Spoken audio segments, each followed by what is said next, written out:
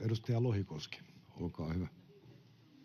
Arvoisa puhemies! Kyllä palveluista on leikattu, kun hoitotakuuta on pidennetty 2 viikosta 3 kuukauteen. Terveyskeskusmaksut nousevat tällä hallituskaudella 74% ja sairaalan poliklinikkamaksut peräti 88%. Jatkossa leikkauspotilas joutuu maksamaan 257 € toimenpiteestä hoitopäivämaksujen päälle, ja hallitus vähentää nämä vastaavat rahat hyvinvointialueiden rahoituksesta ja pakottaa perimään ne asukkailta.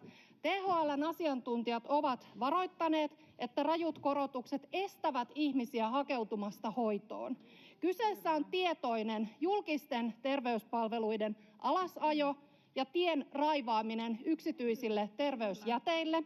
Kysynkin ministeriltä: kun hallituskaudella käytetään yli 500 miljoonaa tehottomiin Kela-korvauksiin yksityisille, eikö olisi järkevämpää käyttää ne rahat siten, että ihmiset pääsisivät ajoissa hoitoon kohtuullisella hinnalla omalla terveysasemalla? Kiitoksia. Sosiaaliturvaministeri Grahn-Laasonen, olkaa hyvä. Arvoisa puhemies! Ensinnäkin täällä ei kukaan ole varmuudella ajamassa hyvinvointivaltiota alas. Sellainen väite on kohtuuton. En usko, että tästä salista löytyy sellaista ihmistä, joka kannattaisi sen tyyppistä linjaa. Suomalaiset on vahvasti sitoutunut suomalaisen pohjoismaisen hyvinvointimallin säilyttämiseen, ja juuri siksi on välttämätöntä velkaantuneen maan taloutta tasapainottaa. Se on tulevaisuustyötä, jotta meillä on varaa näihin palveluihin ja mahdollisuuksia hyvään vanhushoivaan, hyvään hoitoon pääsyyn, laadukkaisiin palveluihin, syöpähoitoihin, synnytyksiin, lasten palveluihin, kaikkeen tähän hyvään, jota haluamme vaalia niin myöskin tulevaisuudessa.